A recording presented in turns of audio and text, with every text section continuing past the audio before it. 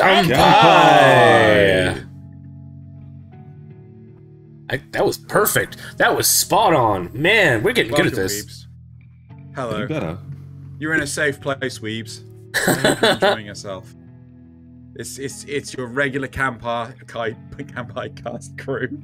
Jeez, this is not easy to say. Not to be mistaken with the Kanpai crew cast. But yes, so we are Kanpai Cast. We've got myself, we've got Nasuth, still here as always, and we have the returning hero of them all, Thaylien, still covering for Loz. Dear sweet Thaylien. Dear sweet Loz. On that bombshell, Loz is still missing. Poor fucker. He's getting shafted so badly when it comes to getting his internet installed. Is this like week 8? I don't know, dude. I'm trying to recall how many episodes have actually been on now. It's been a while. I think it's been at least 6, because I remember he moved at some point in March. So it's absolutely mental. But yeah, so here we are. Remember when you told me it was going to be 2 weeks? Well, he was of the belief that it was only going to take 2 weeks to fucking get the shit done. All right, Loz, you are. It should have only taken 2 weeks. This is just service providers being dicks. Did I hear correctly earlier though that the actual boss is coming out now? No. So the actual boss is so the region manager is going to be contacting him on Monday. They're going to give him a call on Monday to get it all sorted out. And okay. When they can come and get it installed and shit. But it's been an utter shit show. However, that's the Loz news. We're still a man down. However, just to remind everyone, we still have the chapters feature. So, you know, if you click underneath Nasuth, it's amazing how we can point, but Nasuth can't. My hands are stuck this way. Those aren't hands, that's a scarf. Anyway, so you can... Shit, what was it going with this? I had a point. Go watch the chapters. On the timeline, you can see it says like Kanpai or housekeeping or whatever Thaylien puts this as. Just click on that word, and then on the left hand side, that next to me, so it's over here. Right. You'll see a list of all the chapters and things, so you can. Well, it's hard to balance. It's a really good way to avoid spoilers too, because we'll always mark the spoilers for you. And I think with this week's episode, we're going to be heavy on the spoilers, right? Yeah. So it's like... It might be a full spoiler episode. I think it's also really important to note that if... Like, a lot of the shows that we're going to talk about today, the topic being... What was the endings that spoiled the show or something like that? Yeah. It was good until the last episode. There you go. Yeah. Honestly, I think the majority of the shows we have lined up for this, you shouldn't watch. Just don't watch them. Yeah. Just let us ruin them for you, and then just don't bother watching them, because it's fucking hell, it ruined it. Right, okay, so that is it for housekeeping, and I'm now going to hand over to Nasuth for news this week. We do actually have quite a bit of news this week. I'll try to get through it pretty quickly. First off, the production company Doga Kobo temporarily closes due to staff diagnosed with COVID-19. The fans of romantic comedy anime will be disappointed to hear that Shikimori's Not Just a Cutie, which was already delayed a week after its scheduled April 2nd airing, may be delayed even more due to the spreading infection rates in the company. Their doors will remain closed until April 17th, and they're already discussing how best to meet their deadlines. So I know Zeno's watching that one, so... Everyone's having a bit of a resurgence, apart from America, who's never actually had COVID. They just came out of their quasi-state of emergency. Yeah. Like last month. I tested negative, but half of my office is now working from home sick. I think we only had 2 people besides me in the room on Friday. It was a bit bizarre. Jeez. Mental. There's also this like nasty, like super cold going around in the UK as well. Oh yes, yeah. Yeah, so I know I caught Definitely that not COVID. Definitely not. Yeah, no, honestly, no. It's when I got it, it wasn't COVID, but I was just out for a day, sort of thing. Yeah, I remember that. Next. Yeah. Toonami is going to air Lupin the Third Part 6 on April 16th. I mean, it just finished. And they're already getting, I assume it's going to be dubbed because it's Toonami. The article didn't actually say. But it'll be April 16th at 1:30 a.m. Eastern. So keep an eye out for that. A follow-up to the Toei animation hack that we've covered, I think, twice now. The NHK broadcast company reported that the hack last month was indeed a ransomware attack. NHK quoted a company source as saying, "The impact on production is still continuing, and we are working hard to bring things back to normal. Toei is still attempting to restore lost data, and this will continue to delay projects like the Dragon Ball Super movie." Oof. Yeah, they're not optimistic about how much data they can recover. Mm-hmm. Yeah. There's a union boycott on dub actors for Dragon Quest: The Adventures of Dai. SAG instructed all its members to boycott the anime due to an inability to come to a basic agreement with the company. Ever since the Crunchyroll Funimation merger, union voice actors have been pointing out how many dubs are in fact non-union work. So, I don't know how that's gonna. If you're excited for that dub, you may have to just hang on a little while. I mean, what does that mean in the long run of things? Well, they're just gonna have to hire actors that aren't union, which is fine, you know. Well, it's one of those two things. Either all the union actors are going to get together and actually force their hand, or they're going to completely ditch union work in the entirety. Yeah. And so all of the voice actors they hire on will have no real protection from the corporations themselves. Yeah, they won't have any bargaining power. So I don't know about anyone else, but like I've never anywhere where the like a union was so needed. Like I've never like typically if I'm in a position where I feel like, you know, I'm being treated badly, I just ultimately quit and go find work somewhere else. I mean, I'm not quite sure what the purpose of unions are. I think that's because your general area of expertise is not classified as gig work of any kind. Yeah. You aren't forced to adopt the pay that an industry as a whole is trying to cut down every single time. Yeah, you're also not in America. Yeah, there's also that. You're not in America. Right. Where there's not as many protections for the workers in the first place.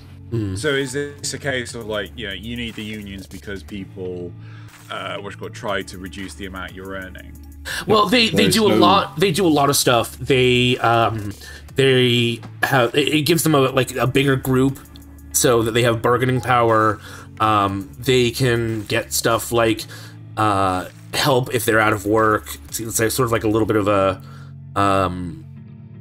what's the unemployment security sort of thing. There's a lot of stuff they actually do.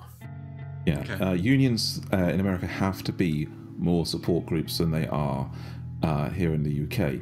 Yeah. A lot of the times in the UK, the union is largely there to form organised efforts against specific employers, you know, to force their hand. Whereas in America, it's largely to protect people because the corporations really are out to screw everyone over so they can earn all the money. Well, Walmart is notorious for just if there's a store that unionizes, it just fires everyone and gets new people. Really? I know that. Yeah, so I think we're going to digress. So let's not digress. Let's move on to the back to the news. This one's a little bit sad. Although I have not read this, I know Dino has. Doraemon co-creator Fujiko Fujio passes away at 88. His real name is Moto Abiko. He worked on a lot of anime and manga, including Ninja Hattori-kun, Kaibutsu-kun, Pro Golfer Saru, and Warao Salesman.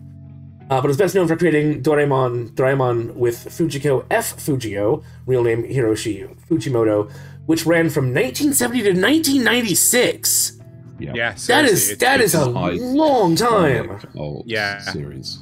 I don't know if it really ever made it to the West, but it is such an... You would know the character. It's like this cat, right? That's like pretty blue, pretty solid blue. Huh. And, you know, I think it's got like a white mouth and white muzzle, white stomach and things. But you would recognize the character because it's fucking everywhere. It's referenced by lots of other things as well. I actually found it myself because I watched a silly little fluff series at one point called Handmaid May, and the creator of the main character was a programmer who wanted to create true AI. And his dream, as it was to create Doraemon.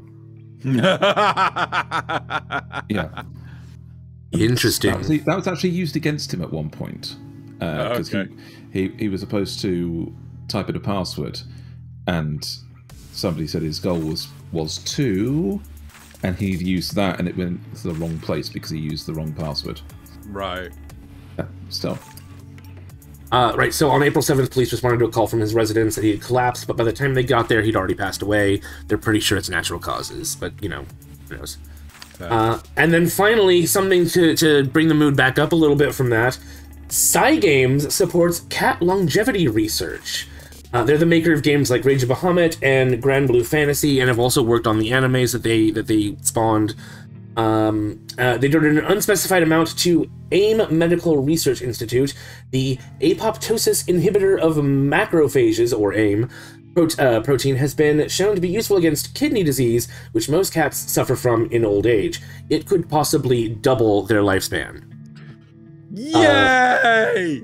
Yeah. Double the length of lifespan for cats. That's perfect. Yeah. Sorry, I did not actually mean to do that pun. I'm sorry. Okay.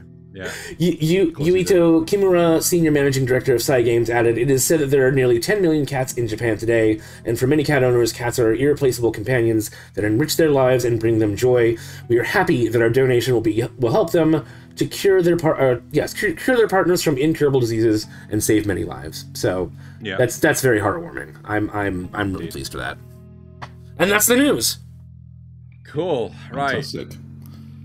Well, Shall we get into the topic? The main topic of this week is, as we said at the beginning, the shows that were great until they were spoiled by their endings.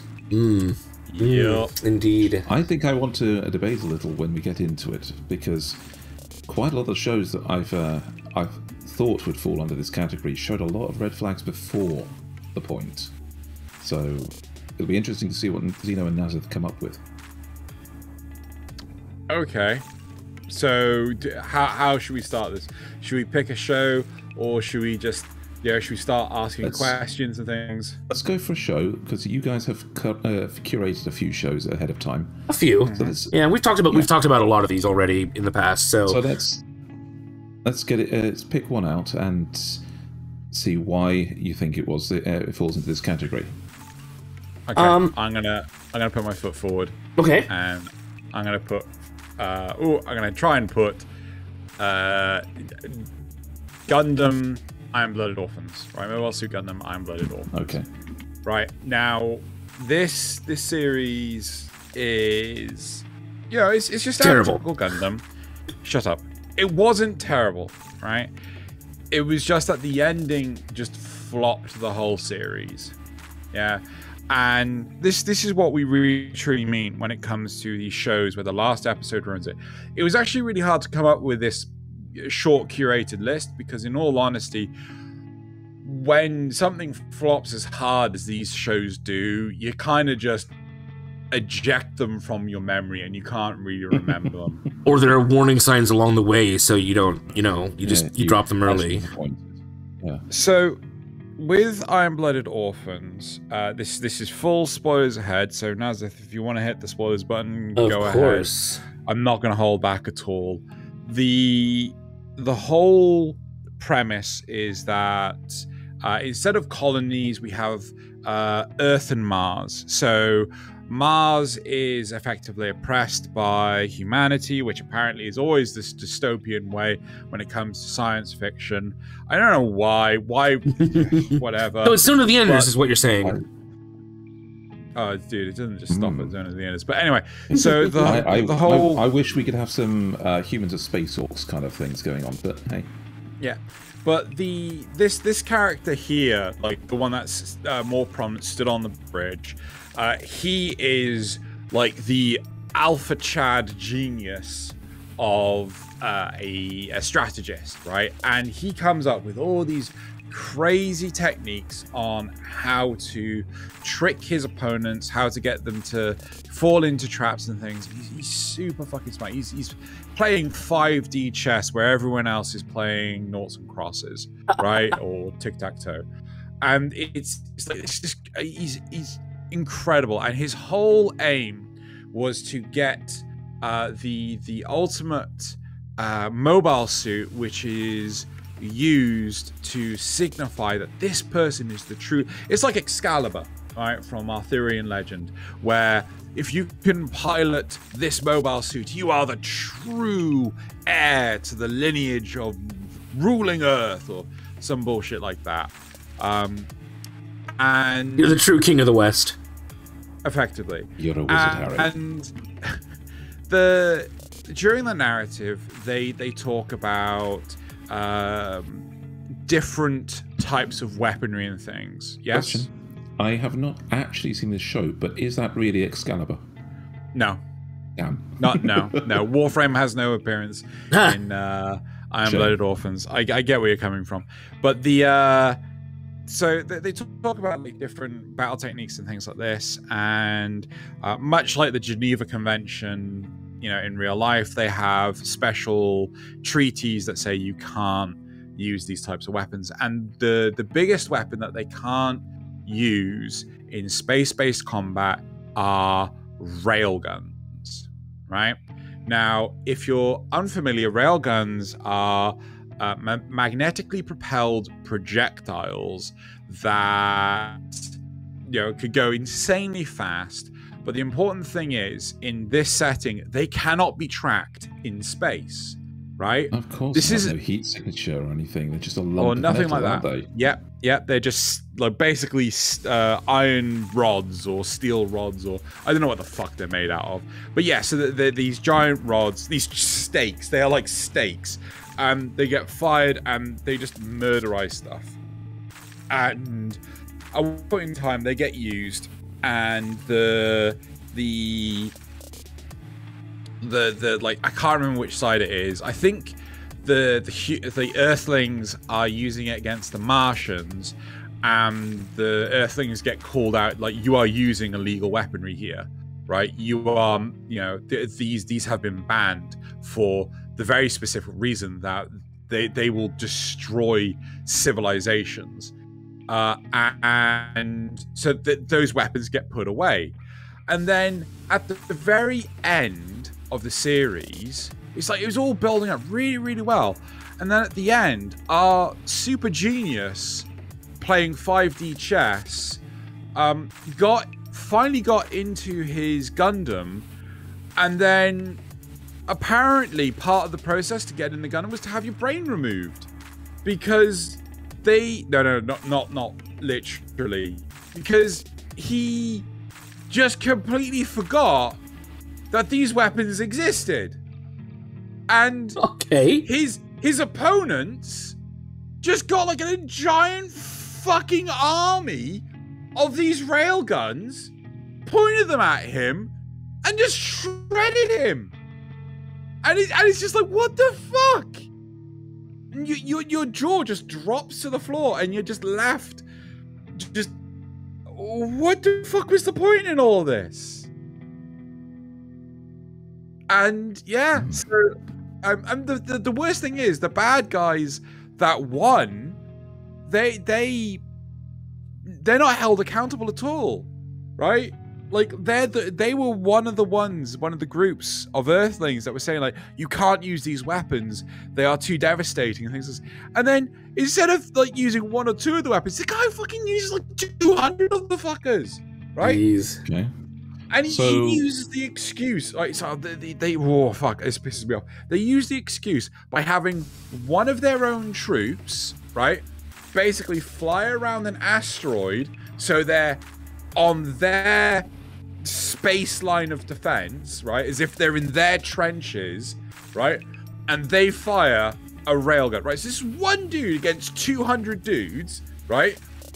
One guy flies around the back, goes, oh, we're shooting you with railguns. Flies back to their side, and then all of a sudden the main guy, like the main smart genius man, just gets utterly shredded by railguns. Fantastic. This is great writing. So here's the question then. Would it not be safe to say that this was supposed to be some kind of moral lesson that having all of the honor in the world to hold Excalibur doesn't mean a thing if somebody's just going to shoot you in the face? There is some value in saying that. However, this guy has been steps ahead for the longest time possible, but Excalibur seems to have been his blind spot, where as soon as he has it, he hasn't got a fucking clue what he's doing afterwards. And yeah, it's like dogs chasing cars. Yeah, I wouldn't even know what to do with one if I got it, but you just do. yeah. It's very much like that, and it just completely guts the whole experience, because it just feels like, oh yeah, we need to end it now, so let's just kill them all. Fair enough, but yeah. So when you say it was building up and it was doing so well, were there any red flags towards this? Was that not something that was at least hinted at before, that this was his blind spot, that this was something that would ruin him if he got it? Not really. It's like it at no indication, because the whole goal was for him to get this Gundam to like prove his worth to all the known solar system. Okay. I feel like, you know, go on. Would it not be a bit of a red flag that there was no plan afterwards? But you didn't know that there was no plan afterwards, right? It felt like very Arthurian legend, where as soon as King Arthur draws the sword from the stone, he doesn't know he's going to end up ruling all of Britannia. Yes, thank you. And like it felt like it was leading towards that. As soon as he would get this, then everything would fall into place, and you know, he would be able to restore civilizations and peace between the planets, where people would realize that he is the true leader that should rightfully lead the worlds. And you know, and nope, just kill him. This is the what? Yeah, I think that's a great. If you take it this way, I mean, if you take it the way I'm thinking or proposed earlier, is that right to rule and destiny, all of these tropes where you think that one person can solve it. It's subverting your expectations. It all relies on the fact that, what about the next guy? The guy that so you're good. If a good man stands up, is his best friend actually a good guy? Is his next in command a good guy? Is the person next to him a good guy? Because no matter how low you go on the chain, it takes one of them to not be a good guy, to just bring in any kind of blackmail, of bribery, of discontent, and then the whole thing topples. Having the one guy with a right to rule only works if everyone agrees to it.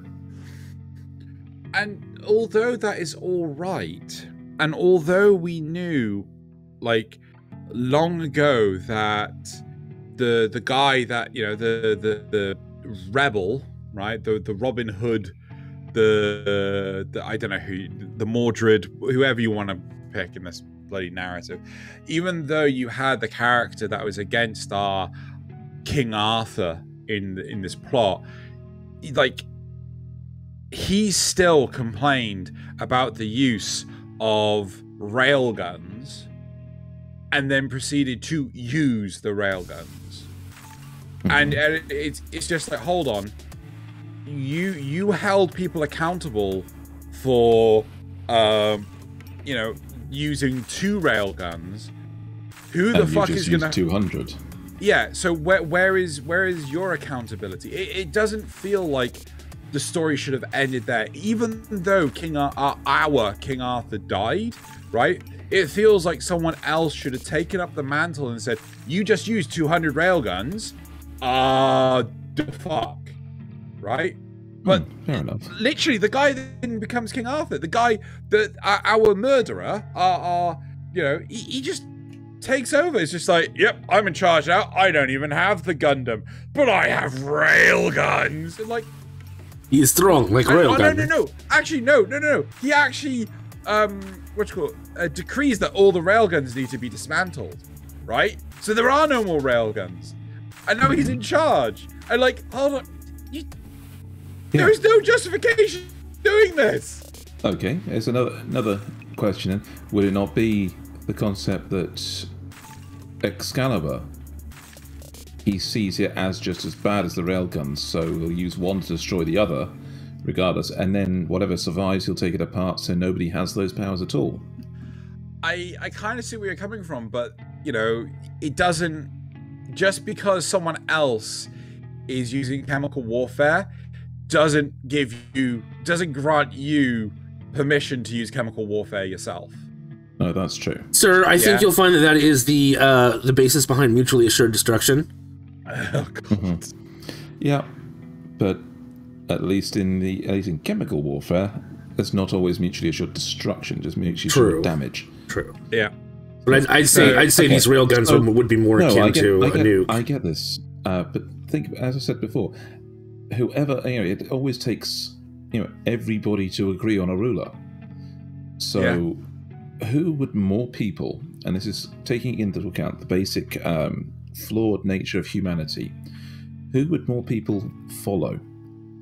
The Shining Knight example, or the guy that's ruthless enough to turn forbidden weapons on the Shining Knight, kill him, and then turn them all back again so they can't be used?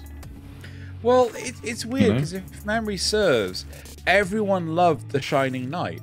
Everyone was falling in love with the Shining Knight, except for our ruthless asshole who's like, no, I want to win. I want to be here. But because... You're way too good at that voice. Oh, yeah. It's because it's right at the end of the narrative. There's no way to follow through and see what happens. It's like, you know, I would have loved this to have been halfway through, and then we see the recompense, right? What happened to our would-be heroes after the tyrant took control? What happened? You know, like, it's a brilliant example is end of season 1 of Game of Thrones. Joffrey Lannister ends up killing Ned Stark, and then, like, you know, the North and the South end up waging war against each other, right? But you actually get to see the follow-through with that, right? Oh my God, Xeno's praising Game of Thrones. There's no planned follow-through for Iron-Blooded Orphans, is there? No plan whatsoever. It's the very end of the series. And, like, bad guy won. Uh-huh. Fair enough. No, I still think they were trying to subvert your expectations, and as with most people who try to subvert your expectations, they did it badly. Yes. Well, let's go to one of yours. I can agree with that one. I think that's our takeaway from this. They tried, but they failed, and that we'll class this one. So, Shows that were good until the last episode ruined it. Yeah. Chalk one up for Xeno. Cool. So I put myself in a really weird position because the only ones I could think of are ones that we all agree, especially in hindsight, are terrible, but like at the time I really enjoyed them.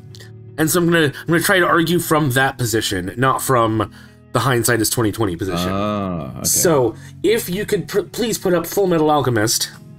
And turn off the spoilers tag. Oh yes, let's remove the spoilers tag for a little bit anyway. So why is it showing that one? Hold on. That's not right. Okay, so why does that say 2003? I don't know. Anyway, so we're talking about the anime, not the live action. Fullmetal Alchemist. Not yes. Brotherhood? Not Brotherhood, the first one. Yes. So at the time when this aired, I didn't know anything about the manga. I didn't know that they were really deviating a long ways from it. We can all agree that this is vastly inferior to Brotherhood. But at the time, it was still watchable. It was still enjoyable. It was, you know, they were trying to tell a story at least, right? Yeah. And then we get to the end. So let's pop up the spoilers. And suddenly they're transported to an alternate reality, just kind of out of nowhere. And then it just ends there. You had me watching, and then suddenly you do that out of nowhere, and just end it there. No build up, just. I don't remember any hint of there being an alternate reality. It was all just, you know, they were. Oh, I got it. Don't worry. Yeah. So, I can see why this one would do that. So, unfortunately, I don't have the benefit of hindsight. I did read the manga before I watched the anime on this one. So, I knew right away where they started going weird. Yeah. So right at the beginning. I was not disappointed in it because I was pretty much clocked out by the halfway point. Right, yeah. You know? With so many things being changed. So, but I mean, it was still like really well animated. You know, the characters felt right. the voice actors were good. The characters felt like, for the most part, pretty decent characters, pretty well thought out characters. And definitely had some problems, especially early on. But yeah, then it just goes off the rails. Okay. So, I think this one, we're going to have to say, falls into a matter of perspective. If you're the kind of person that saw either Brotherhood or read the manga beforehand, you were expecting this to disappoint. Yeah.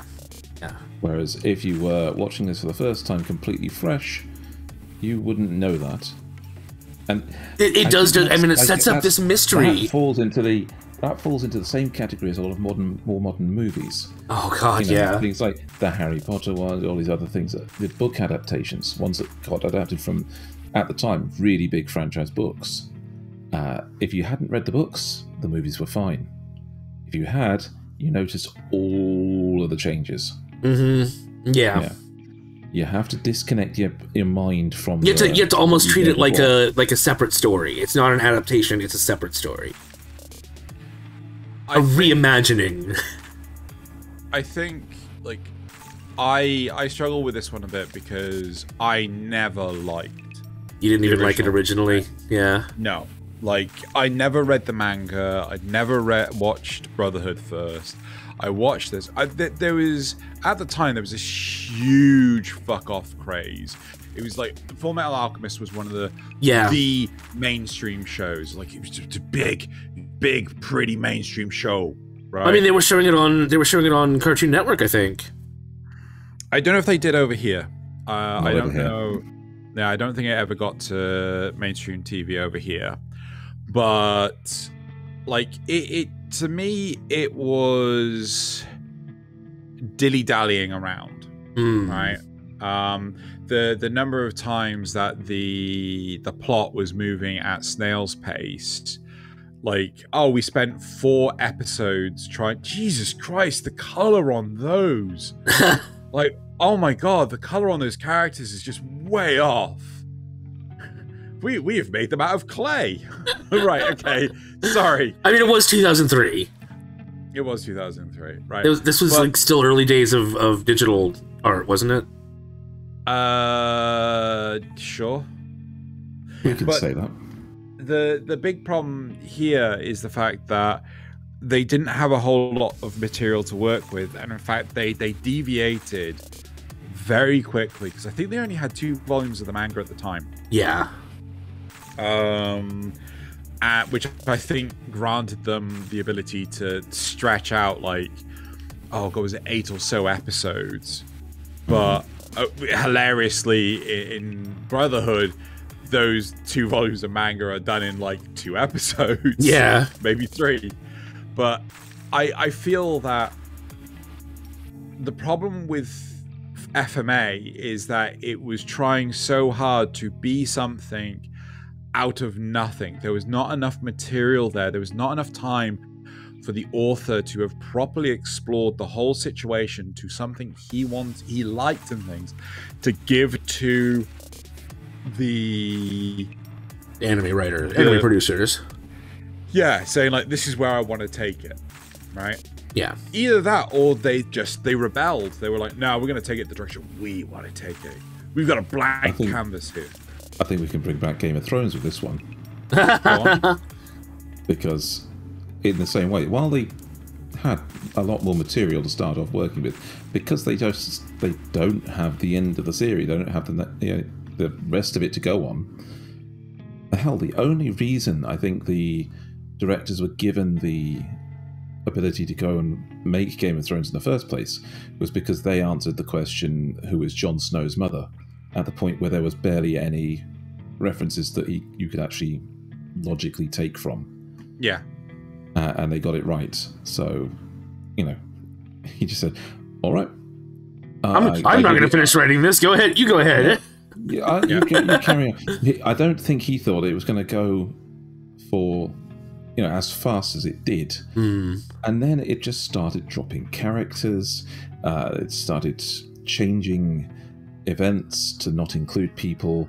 And it kind of lost it because when the next book came out during the airing of the early show, it suddenly involved plot lines with characters that never existed in the story, in a series.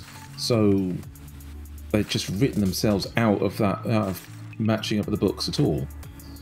So we knew that was going to go completely downhill.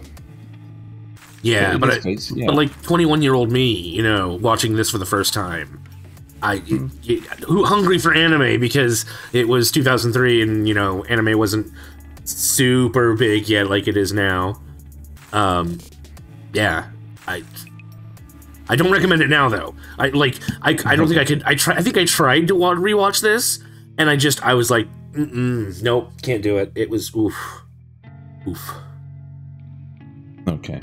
So, yeah, I will sum that up with the same thing, matter of perspective. But yeah, so I think now that we get most of mine are going to fall into that, unfortunately, because either I just haven't watched enough anime, or I don't remember the bad ones, or what have you. So that's Xeno's thing. Eject it from your mind. Yeah, exactly. I only have so much room up here, and it's getting less every day. So. Yeah, I mean, again, there's so many shows that I know I didn't like because of the ending and things, but it's I think the one that I really want to highlight after we've spoken about Fullmetal Alchemist is SSSS Gridman, but we'll get to that in a minute. I think we should go for that, really. You think? Unless you've got something else to say, yeah. Well, I mean, the only thing I was going to say was I also hate the fact that with FMA, they tried to resolve the shitty ending with a still shitty movie. Oh, yeah. Yeah. I wasn't going to count that because I was just talking about the series, but yeah, you're right. The movie did not help them at all. Yeah. The fucking... Okay, fine. Let's talk about SSSS Gridman. Okay. So... Oh, fuck. Right. Tell us about the show, Tell us how it starts and what you liked about it. Okay. So this is effectively... I can't remember. I think it's like Super... Oh, shit. Was it Cyber Super? I can't remember what the fucking SSSS stands for. It's like Super Cyber Samurai Squad or something that I can't really remember. But it's Gridman. From Beverly Hills. No. It's the English adaptation of Gridman when they actually, how they had the Power Rangers. You got is it Gal Ranger? Power Rangers. Yeah, and then we just like chopped it all up, and Yeah. So like it's the same with Gridman. So they changed it to, oh shit, what was it? I can't fucking remember. I think it was like Super Cyber Samurai Squad or something like this. But like cyber spelled with an S instead of a fucking C. But anyway, regardless of that. So this series is supposed to be you've got these 3 kids who end up finding this really old PC, like it's CRT monitor and everything. It's like fucking old as shit. And on occasion, these monsters start terrorizing Tokyo, right? Kaiju. Yeah. So you have the kaiju and everything, and this Gridman is basically one kid that goes into cyberspace who becomes this like super giant, like very similar to Ultraman, right? I would recommend the Ultraman Netflix series, the CG one. It's actually quite it's actually not bad. No, I agree. And it's getting a 2nd season, I think, this month. Yes, yeah. Mm-hmm. So I'm looking forward to that. I think it's like the final season as well, which is like, I mean, I just want. The CGI is it's questionable in some points, but it's watchable and the story's good. So that's what really matters.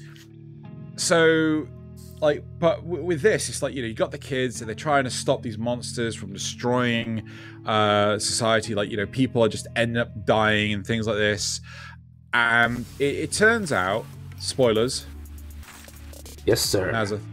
Good. So, right. Tell us how they pulled the rug out from under using. No. So it turns out that there's one of the schoolmates of the 3 kids that is creating these monsters, right? So she is sculpting these monsters out of clay and stuff, and this evil digital dickhead, right? You know, he's trapped in a computer effectively. He is making these monsters real in sort of like the weird cyberspace bullshit that is going on with this series. Okay.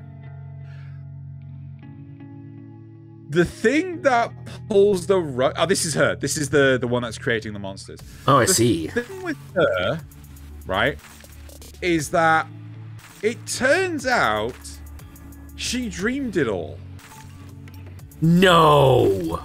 I'm not kidding. No. Right? Yeah. So Isn't like an escape for her into like cyberspace? It's supposed to be like an escape for her into her own like realm of reality and shit like this. And she's like, she keeps on getting defeated. She can't have her way. She can't have what she wants. So she decides to wake up and erase this entire reality out of existence, right? And it's just like, I think there's supposed to be a sequel series to this, which only came out, I think, last year. But there was no news that this was going to come out when SSSS Gridman came out. So, like, what the fuck? Of all the fuck, it was all a dream. Isn't that Dawson's Creek? Even the main characters were a dream, weren't they? Yeah. I think the first. Have you seen this? I did watch it a bit initially, yes, but I don't remember it very well. Yeah. I think the first like instance of this that I really remember was it goes all the way back to a soap opera called Dallas, where they were trying to figure out who shot JR. Yep, and then it was all a dream. Yeah, so I know that with Dallas, the whole point was, because my dad loves to tell me this story, that effectively the actor wanted to leave, so they killed off the actor, and then after like a year or so, they couldn't, so that actor couldn't get any work anywhere else, so he came back, and they brought him back by, it was all a dream. So they basically retconned that entire year out of existence. Yep. I hate that shit. I fucking hate that shit with a passion. And they pulled this, and they did it here, and I'm like, are you fucking kidding? And it just felt like I'd watched, what, they say about 6 hours of this For what? Yep. For what? Oh. Yep. Do you know what that makes me think of? Go on. The World's End. With Simon Pegg. Oh, yeah. Was it World's End? No, the World's End, as in it was the World's End pub. It was the. Oh yeah. Yes. Isn't it the one with the giant aliens. Underground? Yes. Yeah. Yeah. And I'm glad we got the spoilers going on, because the end of the movie is them just saying, "Oh, all right, I just fucking give up with you. I can't convince you. Can't read your mind. We're fucking off." And it's the same. That is the same ending. Is I can't win. This isn't fun for me anymore. I'm going home and taking all my toys with me. Yep. And yeah. While it was done really for laughs in The World's End, and actually had a thing where everybody else, actually went on to do something, in this one, entire world just ceased to exist. Yep. It does explain her thighs, though, because only a horny teenage girl could dream up another girl with those thighs. I mean, like it was stupid because the girl that is between me and Nasuth, she became the symbol of was it like thick thighs save lives or whatever, so it was the whole idea that you draw the thigh-high stockings in such a way that I don't know. It just became this weird meme obsession of weebs around the world. Why do people care about this? And and she fucking starts this, but she was all a dream. I just fucking lost my shit over that dumbest fucking narrative. I fucking hate that bullshit. Just don't fucking do this to me. I just feel like I'm wasting my time. This one is a good one. It's a solid point to use. Actually, here's a question for you, right? Okay. Even though it's entirely fictional, even though it is just for entertainment, do you guys feel that your investment in watching something is as shortchanged as what I experienced, when this shit happens? When it was all a dream. Do you feel like, well, why the fuck did I bother watching it then if it wasn't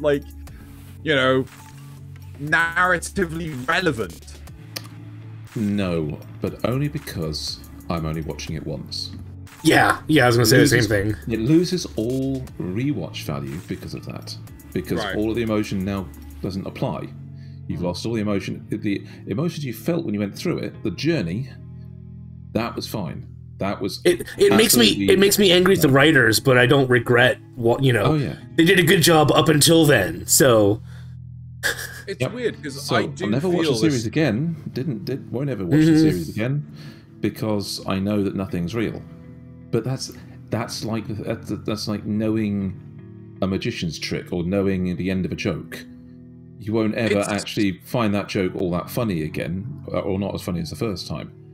It's just weird because I do feel that this is too bitter a poison pill, right? Because I do feel that I have been robbed of all the effort I have put in to watch. I could have watched something else, right? Yeah, but still, maybe that's the problem. Maybe it's more a case of I feel that the enjoyment I could have had from watching this was just completely soured so badly. I would have rather have watched something else if you were going to pull this shit. Maybe that's my problem, Possibly. Who knows? So I do get that. I do actually have an example of something that's where the world is a dream that's actually used pretty well. It's the video game Link's Awakening, The Legend of Zelda for the Game Boy. Yeah. But there are hints all along that it's a dream, and it's all going to end, and there's a reason to end it. That's a good point, Xeno. You liked this show going forwards, but were there? I can't remember. Were there any hints? 2018. What the hell is going on in the background of your truck? Oh, I live in a small country town where there's a school nearby that does car engineering as one of its courses, So there's people that occasionally just drive by late at night, revving up their engines. Wow. I'm sorry, you guys could hear that. Yeah, I was just like, what the hell is that noise? Okay, so no, let's go over again. Yep. I can't remember the show very well. It was 2018, and I'm old, so. But you have some fairly clear memories of it because of how it made you feel. Yeah. Obviously. Were there hints that this, inconsistencies, not hints that, that it was a dream, but inconsistencies that were only explained when you found out it was a dream? No, I don't think so. You got to take into consideration that at this point in time, I hate this show so much that I have ejected so much of it out of my mind. But I remember distinctly that there was no indication, like you said in Link's Awakening, that there were clear hints that it was a dream. There was no hint that what you were going through was a dream. I mean, again, we've got the spoiler tags on. I'm gonna briefly talk about The Good Place. If you haven't seen The Good Place, oh, that show is so good. This is a point in time to abort listening and skip ahead and things. But chapters down below. With The Good Place, the spoiler for the first season is it turns out that our motley crew haven't gone to heaven, gone to hell, right? And sorry, I think you mean The Bad Place. Whatever. The point is, double hockey sticks. The point is that there are loads of hints throughout the thing that they're getting tortured because of the situations they're in.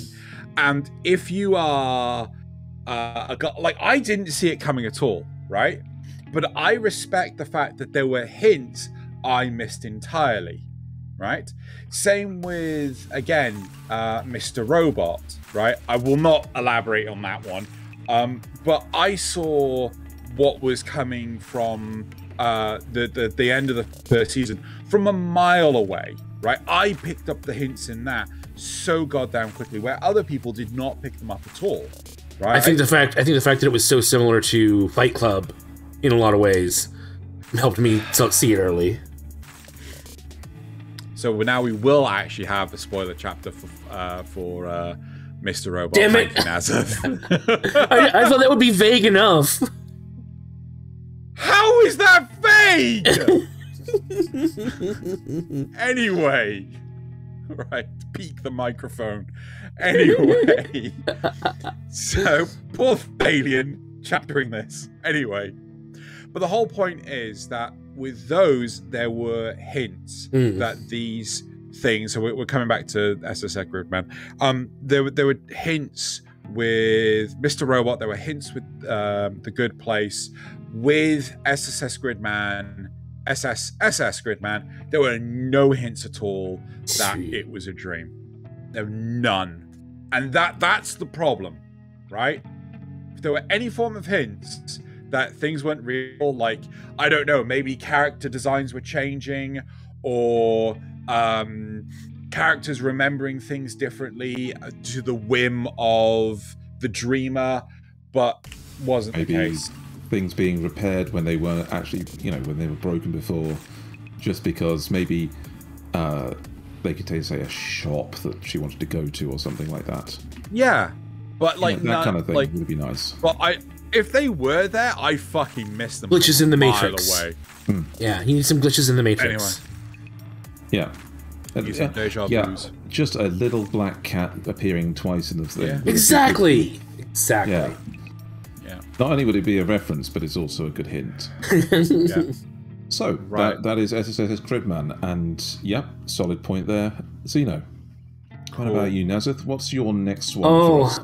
Let's go to one that we haven't had on the show before. Let's go to Panty and Stocking with Garterbelt, which is a really, really weird show. And again, I watched this when I was 2010, yeah.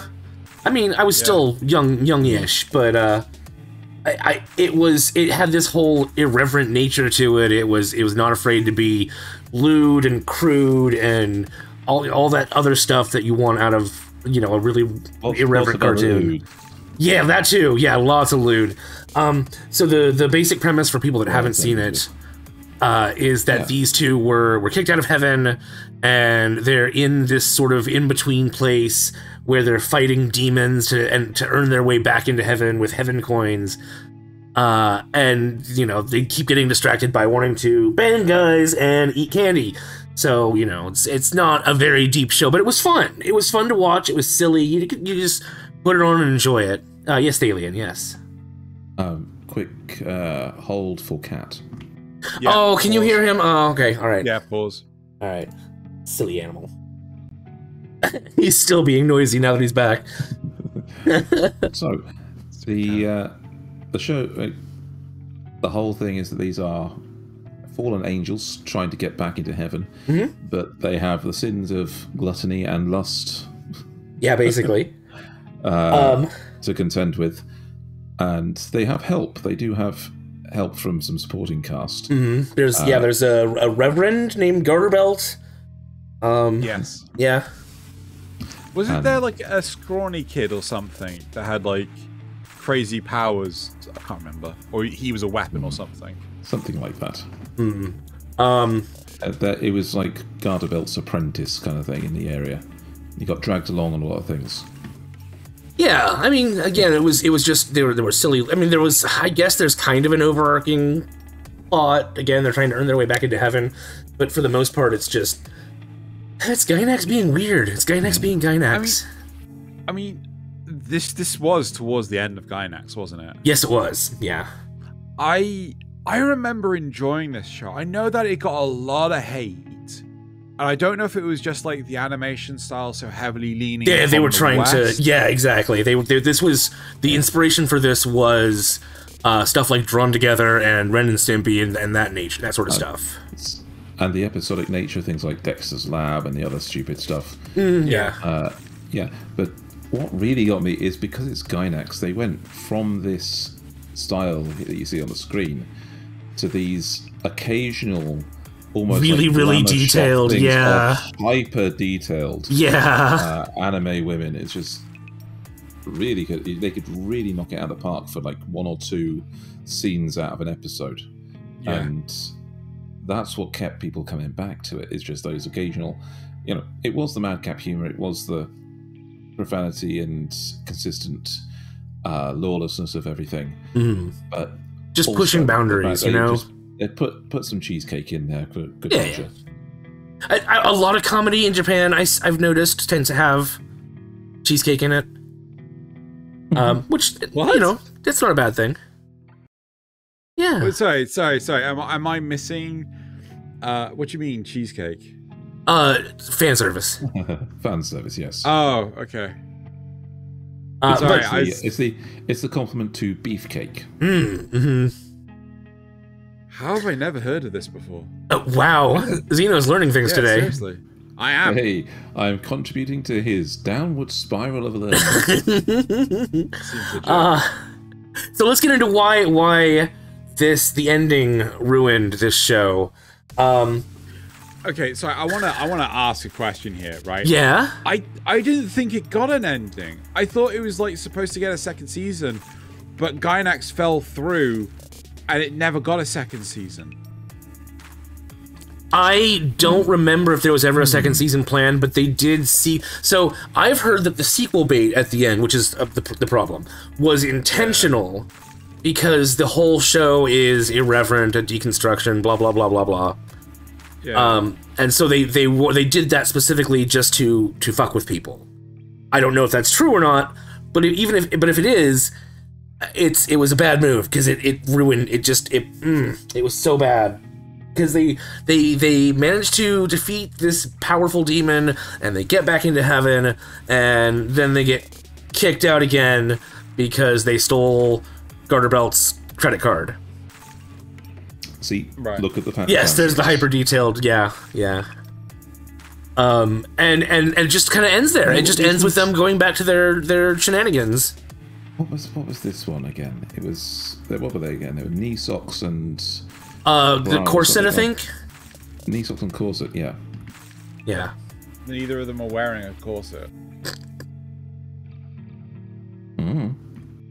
Maybe Corset's a different one. I don't know. I know Corset is in there though. Yes. And maybe if there was apparently a OVA that was essentially just a bunch of shorts that didn't have anything to do with anything. Yeah. Maybe if there had been a second season, it might have been better. But for a comedy show to just do that to you at the end,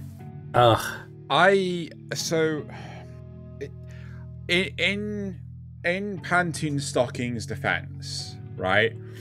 I don't think there is too much of an issue with this, and I'm just going to bring this up briefly. And I will do this for Thalien's benefit if I can find. There it is. Go ahead and tell me how wrong I am. Girl. No. So leave the spoilers on for Good Luck Girl. Right. But effectively, Good Luck Girl is a really fucking funny series. So many references and things like this to popular anime culture and things like this, like JoJo, Fist of the North Star, so on and so forth. Really good series, but it wasn't well received in Japan, right? And they wanted to go for a second season. They actually have, at the end of the first season, a preview of what the second season could be. And they even say, we haven't been greenlit for a second season yet, right? Unfortunately, it didn't get greenlit for a second season, but I would still rather have the show that didn't get a proper ending than the one that, not at all. Does that make sense? Okay. Yes, it does make sense. So I am fine with shows not getting a proper ending, alluding to there will be more, and then not getting it if the show is of high quality, like Bye Bye Gabby Ga or Good Luck Girl. Yeah. So, okay, to bring us to some more live action series, Firefly. Yeah. Oh, should we keep spoilers on? Sorry. No, that's fine. I mean, okay. It shouldn't be any spoil. It got cancelled on episode 7. Right. It got cancelled on episode 7, but the show was exceptionally high quality right up until that point. So which is why the fan base clubbed together and got everything started back up again, so that the story at least could be finished off with the movie. So it never got a continuation as a series, but it got the Serenity movie to finish off the story that was going to happen. Yeah. And that I can see, that's an okay situation. You end up with a series that was great quality all the way through, and even though it technically ended badly, it still got the treatment it wanted to get out. Yeah, I guess it's more of a warning. It's because I would still tell people to watch it, but I would warn them, if you don't like cliffhanger sequel bait endings, then you're either going to need to stop before that or give it a pass. Well, I think it's dependent on knowing the audience. Yeah. Right? For example, Loz and I and Nasuth were all watching JoJo's Bizarre Adventure, Stardust Crusaders together. And, we got it on dub so we can watch, But there was one episode I purposely, pause it for a second. Right, Loz, you are not going to like this episode. And and he was prepared, because at the end of it, he was like, yeah, it's fine, and it wasn't the best episode. And I was like, and I said to him, do you know why I said this? And then he realized it was because of to some extent, the untrustworthy narrator, right? Basically, the group are told, oh, there's a traitor amongst the mix. And there isn't. Right? There is someone disguised as someone else in the group, right? There's like a spy, not a traitor, right? And it's I didn't like it when it was in same issue. So preparing people, just saying like, just so you know, it doesn't have an end. Yeah. Right. I think that is enough to warrant people like, yeah, so you could still enjoy this. Here's my thing, because it's a 2010 show, so we are long past me remembering everything that happened in it. Yeah. But the ending, I didn't find that disappointing. But that's my personal opinion on it. It wasn't disappointing to me, because yes, sequel baiting is a thing, but it's a bit of the thing, the way it works is that I think that the ending that we had was true to the characters. Is that even if they got back into heaven, it wouldn't, it wouldn't stick. Yeah. Whatever went on, these characters were going to be who they were throughout the whole thing, and that was part of the comedy, was that they don't ever change. So even though Nasuth found the ending disappointing, I didn't. Yeah. Because I was expecting it from the characters, even if the actual directors and animators didn't go that way. I think it's a case of like, if there was no intention to have a second season. Also remember, we don't have the spoiler tag on at the moment, so. I know. But if there was no intention, and it was just as Nasuth described it, sequel baiting, I'm on Nasuth's side easily. But I do remember them, like, there being articles around that time where they were trying to get a second season greenlit. But I just think it was a simple case of like, it just wasn't a popular series because of the art style, and it just kind of held Probably too back. crude for a lot of audiences. Well, I think so. But I think there's also this reverence in Japan when it comes to Western style stuff. I don't think that there is sort of this cult following, so to speak, with anime and things, the West. But I don't think, I mean, I'll hopefully if my holiday plans to Japan this year happen, I'll be able to tell you how much the West influences Japan's culture, but I'm gonna guess not a great deal. So not anymore anyway. Hey, I think it's also the fact that the one of the more consistent jokes of the show gets really, really used too much, which is the fact that Panty's weapon are her panties. Yeah. Quite possibly. So, yeah, doing it all without underwear on. I think that just, great start to the show with that, of course. But after that, it just becomes normal. And when you normalize exhibitionism, no, It stops being fun. it stops being so fun. Maybe I wasn't critical enough back when I watched this in 2010 or 2011 or whenever I did get to watch it. Maybe like my stupid critical overly thinky brain right now would go, this is shit, what the fuck was I talking about? I don't know my ass from my elbow, I'm a moron. I mean, I do go back through my Anime Planet Rushbook ratings, I'm like, I gave this what? Yeah. I think I we gave roasted you on it for one episode, didn't we? Of Notice Me Senpai. I think I gave the third season of Overlord like 4 stars or something like this. I'm like, how high was I? So, anyway. So I think this one gets Nasuth a point. Even though I didn't think it was disappointing, I could see exactly why he was.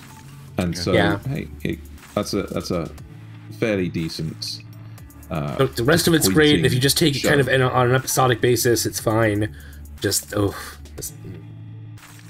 I don't like. I hate when that happens. I hated it when it happened even on Farscape, but I was glad that they got, the 2-part ending that came after that. The movie. Yeah.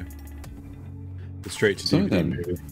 Zeno, what's your next submission for review? Okay. Oh, evidently it's another mainstream anime. Ooh. Tokyo Ghoul. I'm specifically talking about the first season, right? So and I'm going to prefix this with, I don't really remember a lot of this series because I remember the end so frustratingly that, you know, that's pretty much all I remember. So I may say things that are wrong. Please don't, hold it against me, because we never bring up when you're wrong. Yeah. Not us. Okay, I'm so glad. I'm so glad that I'm yeah. Anyway, so with Tokyo Ghoul, the premise is that it becomes this new variant of humanity that can't eat and digest. Remember this guy? Just get the dickhead, right? Remember this big nasty guy, right? So there's a variation of humanity that can no longer eat people food. They have to eat people as food, right? These are ghouls, and they have superhuman powers, but just like vampires, just like werewolves, they are, abominations of nature, and they can just murderize everyone. Now, our main protagonist, who is Blank, ends up getting picked up by a girl. They go on a date, and it turns out that the girl is a ghoul. The girl ends up trying to eat the guy, but gets killed, I think, by some freak accident. She gets like impaled or something. And as they are operating on the kid, the guy, to save his life, they use some of her organs. Oh. And coincidentally, they turn him into a ghoul, right? He ends up trying to learn how to survive as a ghoul. He can't eat human food. He can't eat people food. He can eat people. He can't eat people food.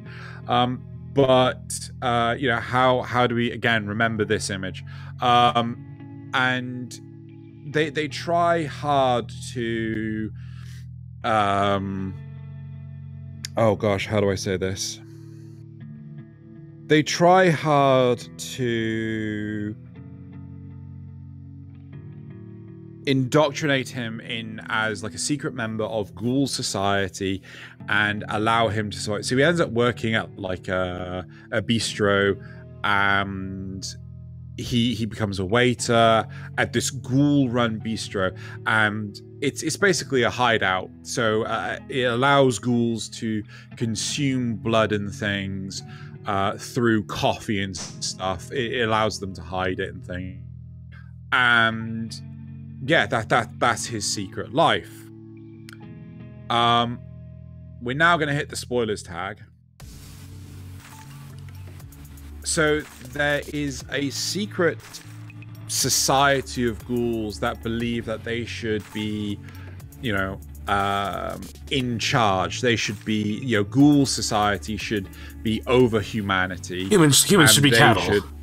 Exactly. Humans should be cattle. They should be raised for feeding, and that's it. Quite a lot of the vampire movies and things do with that yes. theme. That they are the apex predators, therefore they deserve to rule. Yeah. Even though that their population is but a fraction of humanity's, they believe they should be in charge. And they have the superior strength and things to do so. But not all ghouls think the same way. So we have our ghouls that are trying to hide in human society just to live as close to normal lives as they can, which is where our main protagonist is. And the dickhead character, the blonde, muscular guy, is also a ghoul, and he ends up kidnapping our main protagonist, Blank, and he ends up torturing him and things. And for what purpose? I can't remember. Okay. I think it is to try and get the pacifists to join the side of the people the ghouls trying to be superior. I really can't remember. This is the point. The ending is so, in my opinion, so fucking awful right? I dejected the whole thing from my brain. So Just yeah, like cat soup. He is. Oh, god damn it! You brought that back up. So you know, our main protagonist, he's kidnapped. He's getting tortured. He's really getting up. This is the torture scene. So he's wearing a mask. Oh yeah, all the ghouls wear masks to hide their identity while they're ghouling it up, and they have special like extra organs. So like, you know, like tentacles and things and spiky things. They are like the weapons of the ghouls, but they're part of the ghoul. Anyway, sorry, forgot that part. But anyway, so yeah, he's getting tortured and shit. And ultimately, our main protagonist breaks. He properly breaks. His hair goes from black to white, and he joins the bad guys. What? He beats the ever immortal shit out of this guy, right? So he breaks himself free, either kills him or brings him to near death. I really can't remember. And then turns to his friends who have been looking after him for months and go, yeah, I'm going to go join the bad guys now. That is the end of the season. Right. Jeez. It is such a fucking 180 on the character development. I was like, what the literal fuck? All right. So it has to be asked, with the spoilers still on, does this get a redemption in the next season? I can't tell you because I never watched it.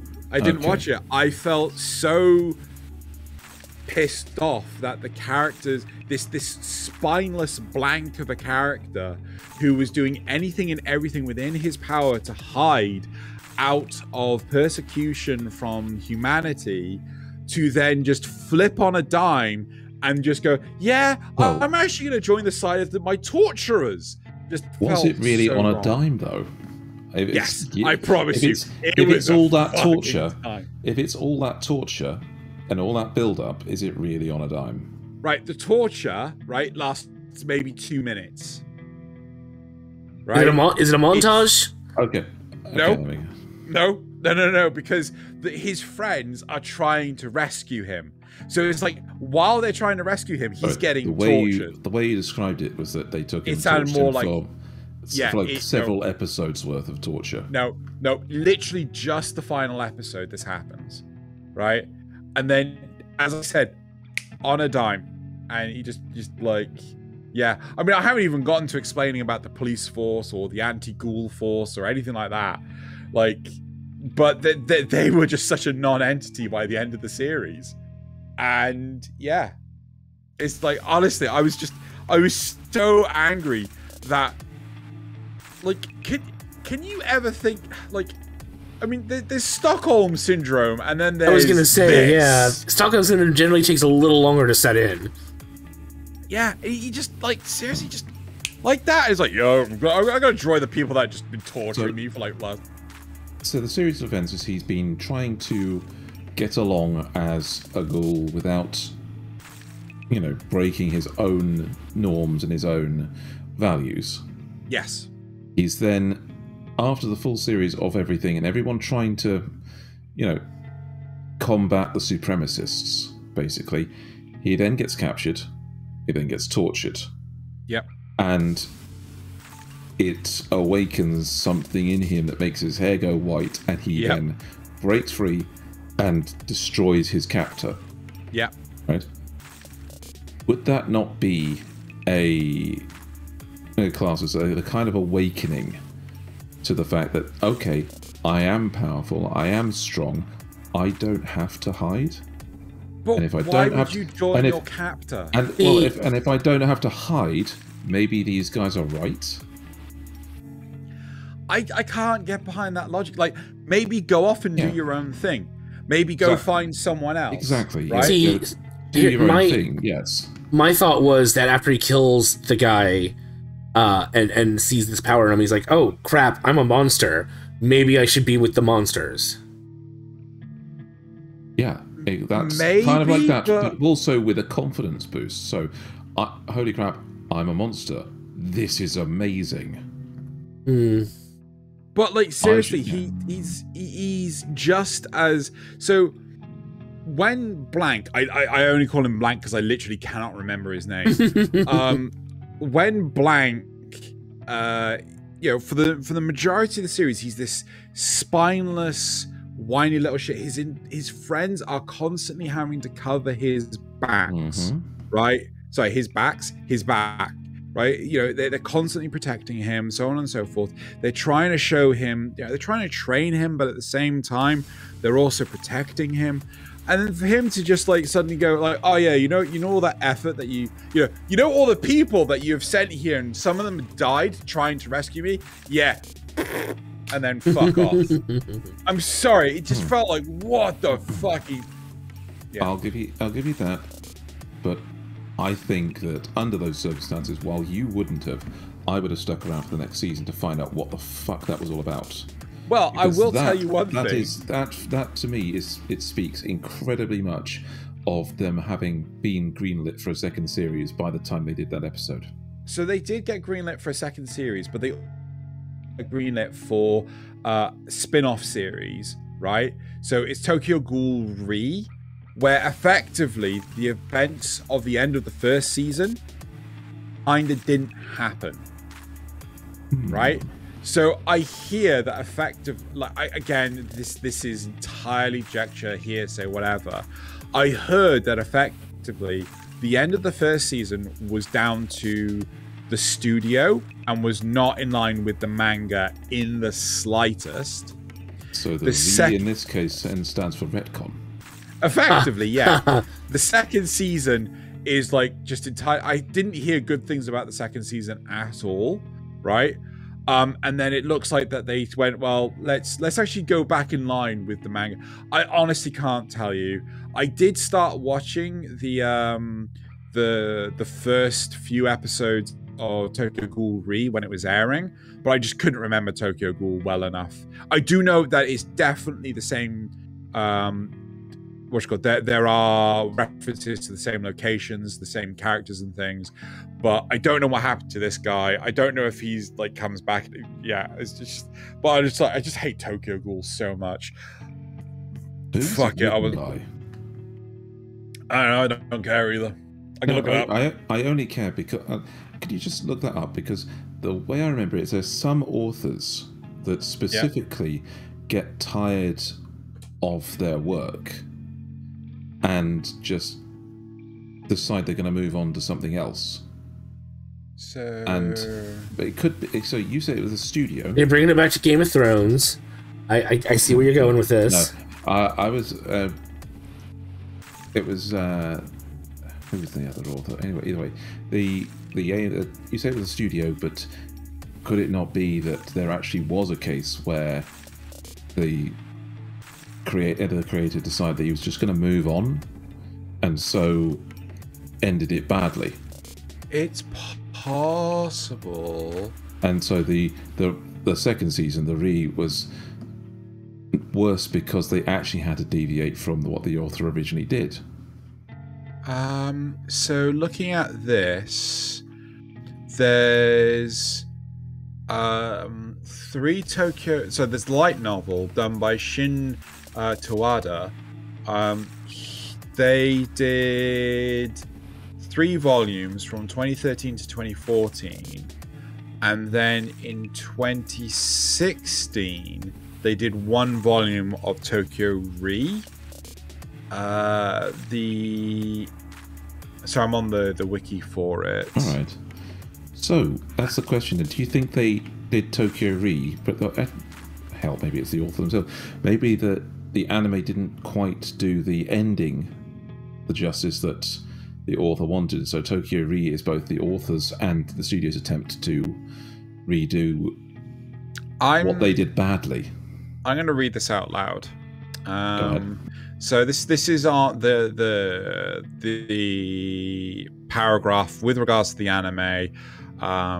So a 12-episode anime television series adaptation by Pierre. Aired on Tokyo MX between July 4th and September 19th of 2014. It also aired on some other channels. The opening theme song, don't care. Funimation has licensed blah, blah, blah.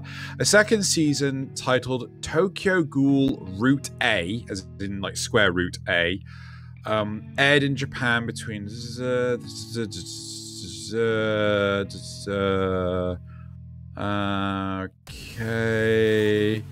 on March 10th, 2017, it was announced that the anime will wait. Okay.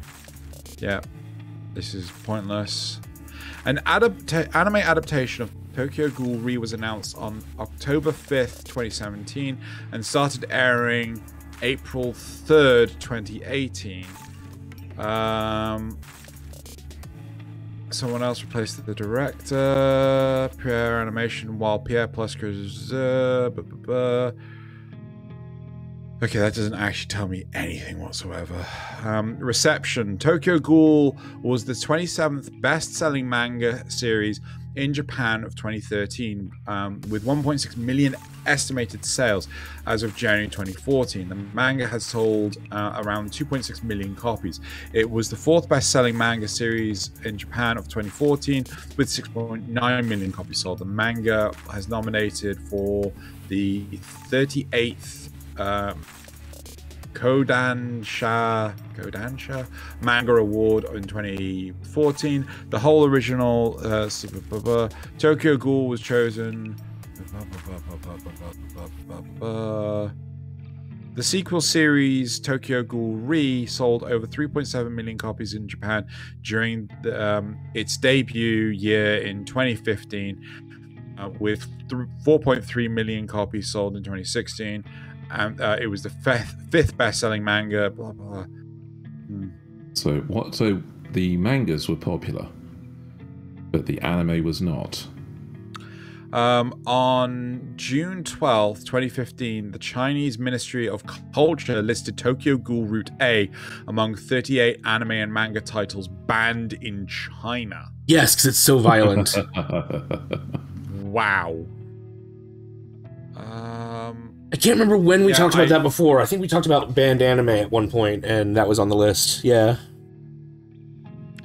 Yeah. I honestly don't know. It's confusing. So I'm guessing that when you say the studio did something bad with the ending, I think that maybe that ending that you're protesting could have been done a lot differently in the manga. Got the same results. Maybe it actually explained why he snapped and why all this happened, but the anime just didn't.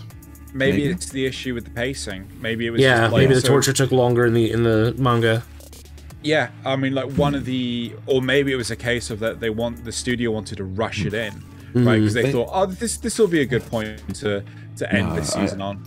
I have to think that there was some kind of explanation of his thought process, why he joined the enemy, why he joined the people that tortured him. Yes, but I think to have been in the manga that just didn't translate at all into the anime.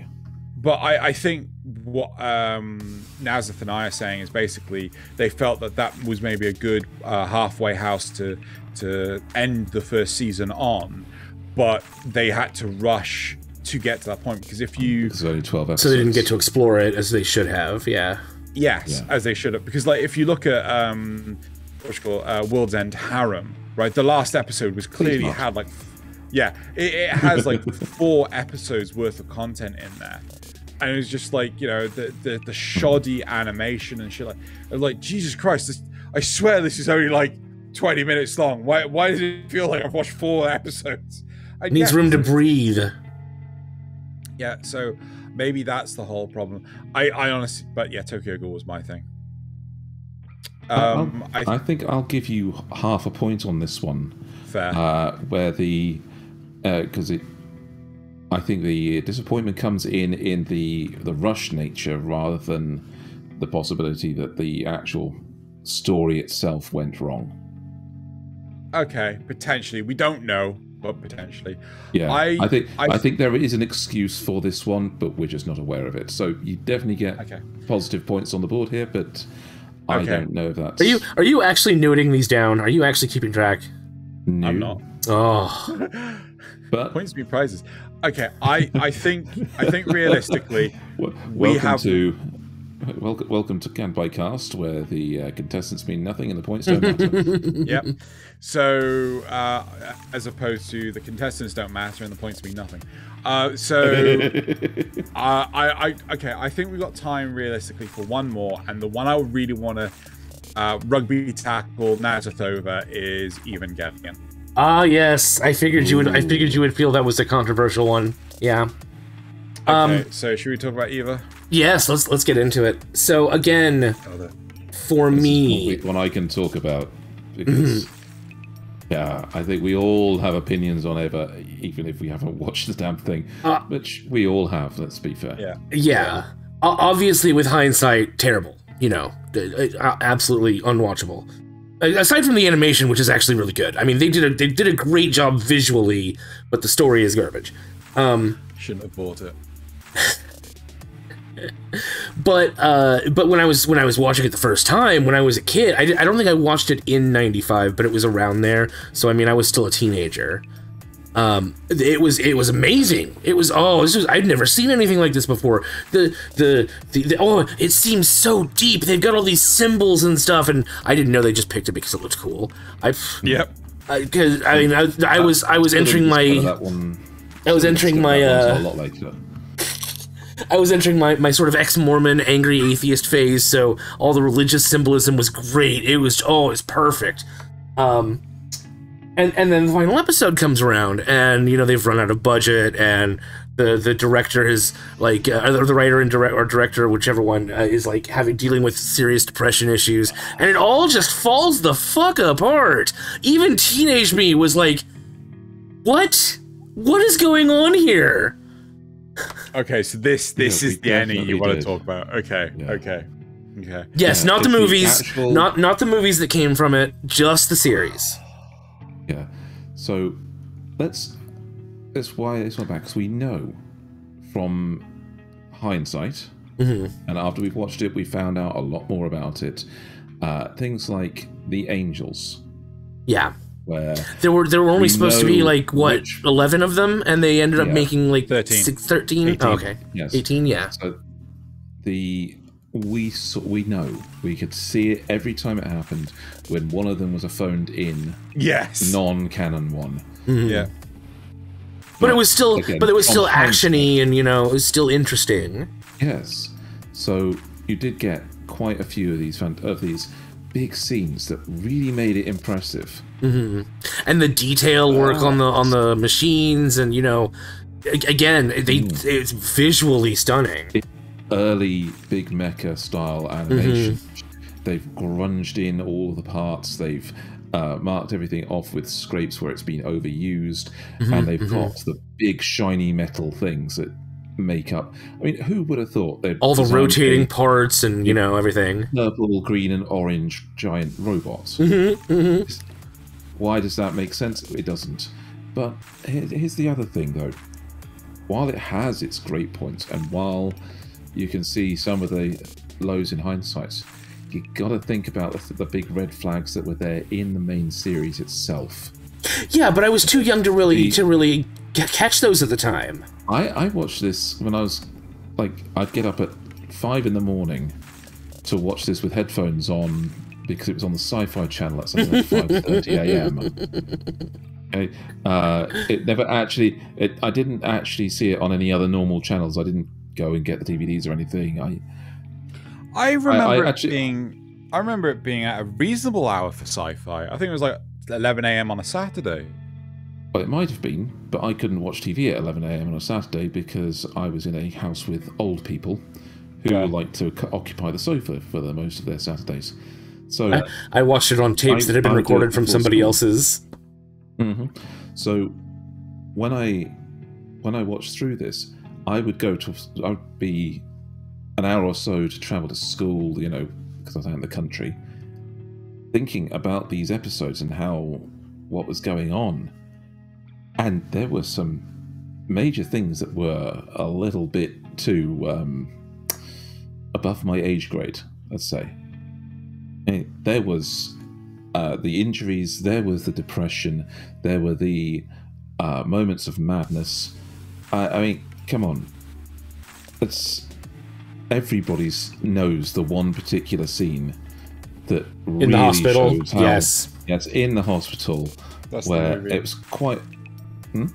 That's the movie. Did the movie? I thought it was in the series. No. Oh, this is a while back then. But other If you're times, talking about Shinji visiting Asuka while she's still injured. Yeah. Oh right, yes. I'm 90% sure it's the movie. I keep thinking it's much earlier on than that. They blend together. They do blend together, but I'm fairly sure there is another scene. I'm fairly sure she's injured early on in the series because of him. It's And later in the that's series. Isn't that Ray? No, No, so Ray it's Ray is always injured. Ray is always injured. So Asuka's injured later in the series, right? And Shinji does visit her in the hospital. But the thing you are alluding to, that happens. It's in the movie. Then. Yeah. Ooh. So the scene bits. happens twice, basically. There's the fights with Asuka, the degradation of each other, where they just don't get on. Even when they are getting on, there's things there, and of course the stress that they go through. Right, the relationship never is a light point for these guys, really. So the relationship between the two, I think, was a realistic one. I think Asuka greeting the crew on the deck of an aircraft carrier, wearing a sundress. In just her sundress, in just a sundress. I think that's just fucking unrealistic. That's just stupid. Mm-hmm. Why? But the rest of it, because Gainax. where they've got the two of them having to share space and live together. But again, it just feels like some of these scenarios were contrived. They felt very forced, much, right? And like everyone liked to mock the get in the robot Shinji. Everyone likes to mock this, but I don't think enough people recognize the flaw in logic behind that, right? I mean, we've been saying it enough. I think there are plenty of people that do get it, but I think some people just say it for the meme. The fact that you would trust God, how tall are we going to say this fucking giant robot is? It's many stories. 50 stories. It's a skyscraper-sized robot. To a child, right? He's 14 years old. He has no experience with this thing. He's never even fucking heard of an Ava, right? He's never seen an Ava. Never even considered it. Yeah. And all of a sudden he's been told to pilot the thing. It's like, okay, little Timmy, we need you to get in the Harrier jump jet and we need you to fly it. I don't have a fucking clue what I'm doing. What? But teenager me ate that up because I wanted to pilot the robot. Yes, exactly. But I'm going to point out, teenager all of us was fucking stupid. Oh yeah, for sure, right? for sure. But I still enjoyed it until the end. I didn't. I did not actually enjoy the series all the way through because it was quite clear, quite a lot of cases, that maybe I should put it this way: I could relate to the depression caused by these things. Shinji's long train ride through the day, just listening to music on the circular route around the city, where everybody just comes on and goes off again, and he doesn't move. That kind of thing. I unfortunately relate, and so I knew that this was going places that were a bit too dark for what a cartoon show should be. Yeah, but I wanted that. Yeah. I wanted a dark ending. We didn't get a dark ending. We got a weird ending where everyone claps for Shinji. Well, I mean, even if we were to take a look at the movie ending was still stupid, right? Like, to be honest, because Evangelion is a series that was written off the cuff, it was series without the manga basis. There is a manga for it, and it was written during the same time the anime was produced. But by the time the anime was produced, only a couple of volumes of the manga had actually come out. The attitudes of the characters were so wildly different. Like, Shinji is more defiant in the manga to his father than the submissive, whiny piece of shit that he is in the series. And like, again, the ending, there's so many relationships, so many connotations, so many everything about Evangelion just doesn't fit together. And the symbolism that people say, like, oh, the soul of Shinji's mum is in Eva Unit 1, it doesn't make sense, because if that was the case, how was Shinji's mum alive when Eva 1 killed her? It's like, what the fuck? I don't understand. How is that possible, right? And well, they'd have that, but maybe maybe soul is a overstep in what things are, because they had this thing where the Avas, of course, are organic. Yeah. And they had to be made based on something. Yeah. But the idea that they might have put the actual genetic material for it. And yeah, they mixed her genetic material with that of Lilith. Yeah. Yes, to do so. Maybe create somebody very similar, but of course there's still, basically an animal in there. Yeah. I think isn't Rey supposed to be the clone? A clone of, yes. His mum. Yeah. With all those little crazy things that Shinji says, they put these weird and awkward lines in there, like when she's wringing out a cloth after cleaning the floor. And he says, well, that's just like a mother would do. Yeah. And it's like... Or someone that's not a slob. Yeah. Or somebody with the same trick for wringing out a cloth. A lot of that is changed in the new movies, which is really good. The newer movies handle it better. Much better. It still gets Gynaxy at the end, but yeah. Not like this one though. Let's be clear. It just, to me, because again, I could relate to the character. I could, in the dark places the mind would go, and I wasn't smart enough yet to pick out the plot holes, and I knew that the ending would not actually be something that we expect. There wouldn't be some big fight. There wouldn't be some big, heroic end to this. Because it just couldn't. I think focusing on the end for the series, where they ran out of budget, and I don't think this warrants spoilers, only because we've talked about this so much. Yeah, but it's not even the true ending. That's true. Right? Yeah, exactly. I think I was when I so when I was watching this, I think I got to like episode 9, and then I decided to buy the DVDs from the States, because like, fuck, you could buy them over here. I still have them, but so I got the DVDs with the original voice actors from ADV, and what was when I got to the end episode, I was just like, what the fuck is this? Yes, because it's such diversions.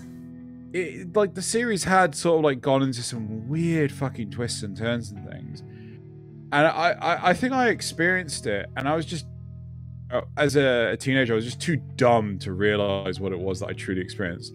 And what I truly experienced was just shit. It was just like, everyone's clapping for Shinji, yeah! And people have like analyzed it to death, trying to get some deeper meaning out of it, and I don't think it's there. I think they're making it up. It's not. But it is not there. If you watch the series, skip out the 2 episodes where they ran out of budget, and just watch End of Evangelion, it makes so much more fucking sense. Well, yeah, that's exactly it. That's exactly what End of Evangelion was supposed to do, was take those last 2 episodes and just nope them. Yeah. And Again, I wasn't disappointed because I knew it wasn't going to go anywhere. It needed something like the movies to do something with it, because it needed something else to take over and do something different, because the way it was heading just nosedive. Yeah. I mean, I expected it to be kind of, oh gosh, what's the word I'm looking for? Not esoteric, but just mind trippy. But I don't feel like that was really mind trippy. It was just kind of like a bunch of random stuff thrown together. Oh yeah, that's exactly it. It was supposed to be some kind of deep dive into the mind. Yeah. Or and it was just you know, throwing stuff at the wall. Some mental disconnect as a result of like he'd had some breakthrough, some self-actualization. Yeah. And then his psyche just wasn't able to take it, but rewarded him for it anyway. But I cannot. They never. I mean, they never really explain what instrumentality is. You know, it's just. Yeah.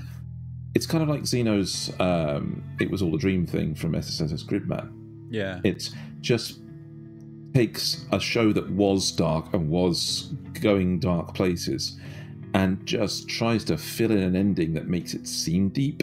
But would have been deeper if they'd actually gone to a dark place with it. Exactly. I cannot really think though of another series that has had to pull an Evangelion. I mean, I think maybe Evangelion was a example of you know, you really need to fucking budget your shit out. You can't just, you know, fuck up the end of the series. I don't even know how Japan took the series, but I do know that Japan fucking love Evangelion. They have like all sorts of, they have fucking, oh god, the AirPods fucking branded Evangelion shit. Like, what the fuck? I don't get it. Don't fucking eat that shit up. Like fucking Gundam feed. I don't it's fucking just iconography, really. Yeah. It's the same way that a lot of people here go crazy over Eastern symbology and potentially. It's you got to admit, Ava's, for the fact that they are organic giant mechs, they look incredibly distinct. They are instantly recognizable, and they bleed. Yes. Yeah. They bleed. They giant roar, robots that bleed. They go insane and start smashing their heads against the wall. You know it. So I get where you're coming from, and I also feel that with Evangelion, like I always hate the excuse of, but it's a deconstruction of the giant robot genre, right? Because it's not. Really not. I'm sorry. I didn't even think about that when I watched it. Oh, when I came to university, that was the excuse I was always had thrown at me. Oh, it's just what you call it? A deconstruction of the anime. No, it's not. No. Well, in part it is, but it's not a proper deconstruction because unlike, like, I will give credit to Mahou Shoujo Madoka Magica, right, as being a deconstruction of the magical girl genre, right? I didn't like it, but I will still give it credit. But with Evangelion, there is stupid shit like, oh yeah, well, you know, fucking, we're gonna put a 13-year-old that's never experienced a fucking giant robot and slam him in the fucking giant robot. Get in the robot, Shinji. Like it doesn't, because only kids can experience the depression deep enough that's necessary to pilot an Eva. Oh my god, if that was the fucking motivation behind fucking... They must be broken people! Or not. That would be the depression version of Darling in the Franxx. I quite like Darling in the Franxx. Yes, I don't know why but it's the depression version. Like Darling in the Franxx is the horny version. Darling. Yes. Right. Okay. It's a good good pull. See, again, I can't agree in the sense because I can't be disappointed by something I was expecting to be disappointing. Yeah. So, but I'll agree with you. So, with that, if that is our last one before we do our roundup, Yeah. That leaves Xeno with 3.5 points, I think, and Nasuth with 2. Wow. Don't worry, Nasuth. We can share. Yay! We've got like 5.5 together. If anybody was actually keeping track in the comments, please let us know. I think that is actually about right.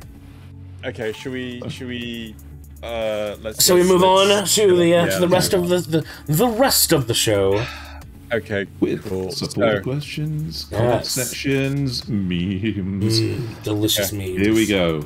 Right, so Zrugel says, before I read out Zrugel's question, I just want to say thank you all for listening to our podcast so far. We really appreciate all the likes and comments everyone leaves on these episodes. I'm wondering if we should move the release day, because we can only really record on a Sunday.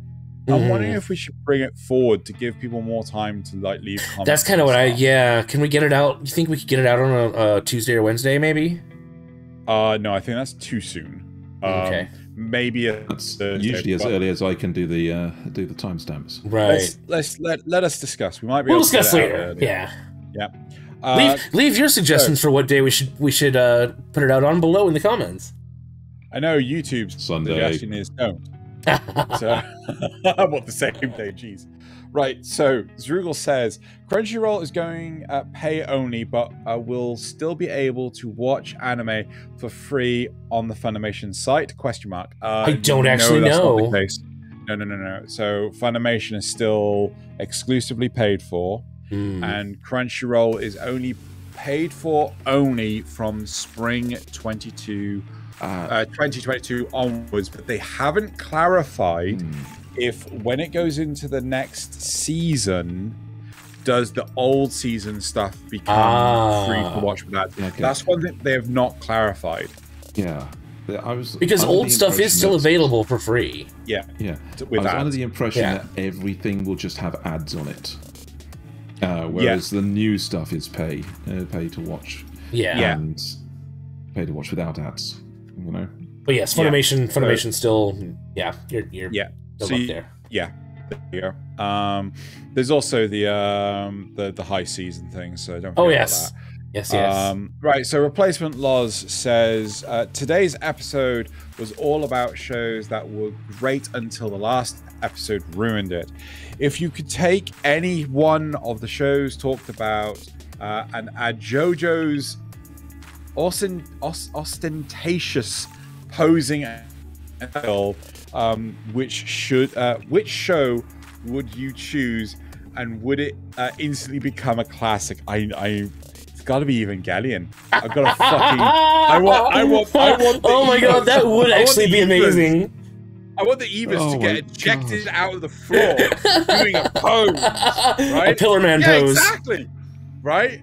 And it would just be fucking amazing, with the sparkles and the theme tune. Oh hell yes! Uplifting. Da, da, da, da, da. No, instead it's like bang, with the. I'm thinking Pillar Man theme, because the Pillar Man theme is so good. Yeah. Also, the fact they're riding up on gigantic pillars. Yes, of course. Yes. Oh god, I swear, I can't remember where it was. I know I think it's part 2. It's Battle Tendencies, where they go the to be continued with the. Yes. I can't remember the name of that song, but yeah. But I swear they removed it for the English dub, right? No. I swear. No. When I binged the series a few months back, it was still there. Okay, cool. But I was just, oh god, that was I wish they had that for everything. Yeah. You know what? I want that for Notice Me Senpai. I want it to be continued to be like that. But anyway, right. So an homage. Right. So supplementary Nasuth says an anime has gone through many iterations of taking a children's game too seriously in order to sell merchandise. While these are usually card games, some of them are toys like Beyblade. What seemingly innocent childhood game or toy do you think would be turned into a shonen battle anime, and would it be more or less ridiculous than Yu-Gi-Oh? Lawn darts. Oh, God. Oh my god, what the fuck are lawn darts? Oh my god, you do not know the glory of lawn darts?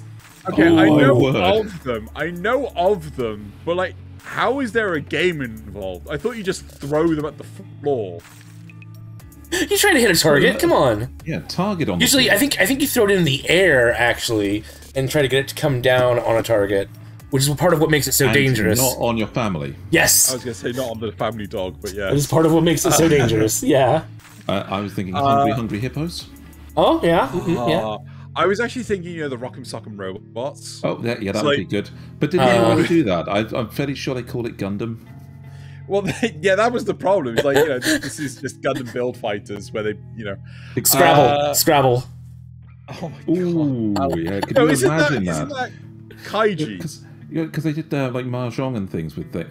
So I wouldn't think that Scrabble would be too far off that. Yeah. So, snakes and ladders. Ooh yes. Yeah. Okay, agreed. Battle snakes and ladders, right?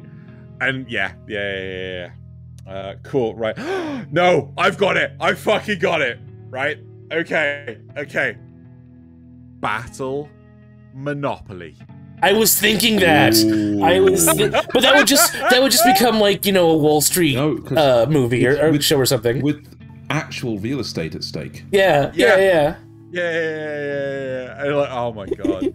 And like you got like police chases and oh god, so it's an actual fucking in like America, and you got like fucking people chasing you down. Battle. Yeah, when you go to jail, it's for a reason. They frame you for an actual crime. Oh, either Battle Pictionary or Battle Charades. Oh my god. Little known fact about Monopoly. It was originally a satire against capitalism. Yes. Yeah. And everybody lost the game when somebody had a monopoly. Yep. Yes. But unfortunately, the people that wanted to make the board game, they wanted to buy the board game, and so instead, when the person wouldn't sell to them, they made their own version, called it Monopoly, changed the rules so that you won and then just marketed it until they had an actual monopoly on it. Yes. Yeah. Right, another anime staple is taking things that should be reversed for experience... Reserved for experienced adults with years of training. I'm concerned where the rest of this is going. And then tell us that a 14-year-old can do them because there's some special case. Less concerned. If you're a special case, which job would you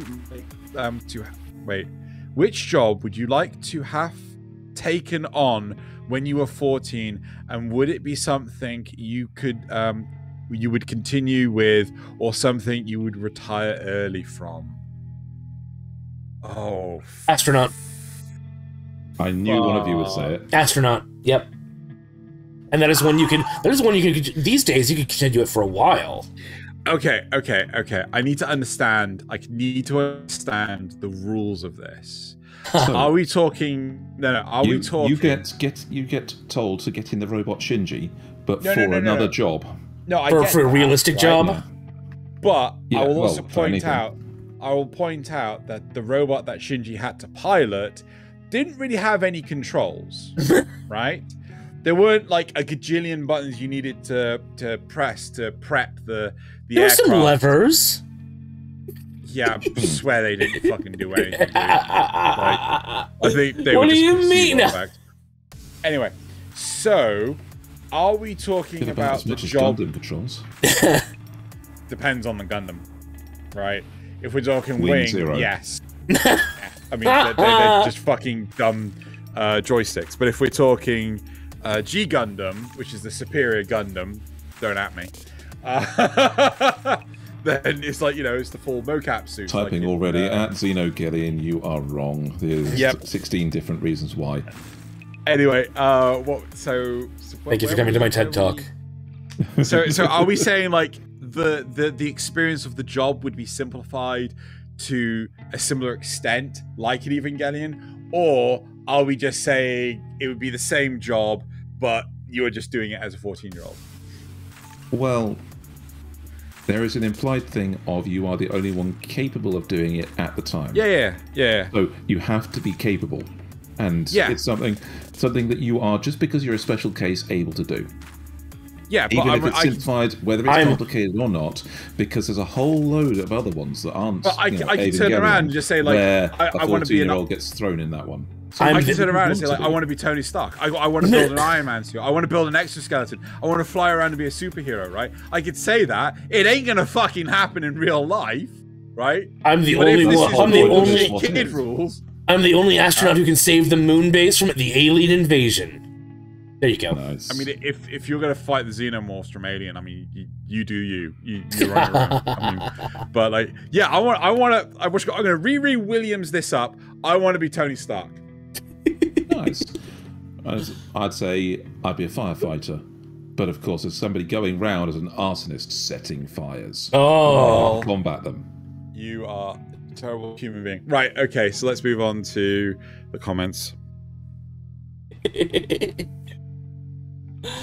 Right. Zrugel says, "Is Thaylien drinking from a horn? That's pretty Viking. I mean, awesome." And yes, isn't that the same thing? To confirm, Nick Evans says, "Today's episode brought to you by an authentic drinking horn and a jam jar on a wine glass stem. I still want to get one of those." Zrugel again, enjoying the episode and your takes on these shows, but I just want to say thank you for the specific spoilers sections. I'm skipping the ones for the shows I still want to finish. Smiley face. That's why they're there. I'm glad somebody's actually using them. Yeah, I'm also really hoping that you're appreciating them. I'm really hoping that the us starting with the score also really helped. Yes. Let us know if that helped you. Yeah. And then for me, I can only assume there weren't more comments because no one wanted to accidentally spoil themselves on these shows. Leave a comment below if you didn't comment last time because you didn't want to accidentally spoil yourself on these shows. Yeah. I mean, this show is just nothing but spoilers, but anyway. Yeah. Right. Okay, cool. And now we're going to move on to the memes. Oh, time for everyone's favorite part. I'm so glad we end the show with memes. Oh, it's such a high note. Oh, it is. God, I had one for this episode, and I was going to give it to you. Is that even edible? Oh my God! There is... Okay, you're welcome. I have not seen Berserk, but I know what that is. Oh my God! Right, number. I did actually clip the titles this time because some of them were a little. Okay. You need to set the jokes set up. I am making thinking noises. This is it's really hard to read, but Crabstick's sub of Mazinger Z, and the Duang translation of JoJo's Bizarre Adventure, where you've got stuff like "Chew, what a beautiful drawing," and "I am the freaking strong," and over here you've got like "Don't be a cock horse." I can't read any of these other ones. They're so hard. There's no, a I link can't. To the meme in the description below. Yeah, it's just a bunch of crazy translations. Age of Falco. Yeah. Okay. Meme number 3. It's time to go. Was I a good meme? No. Say, you quickly became overused.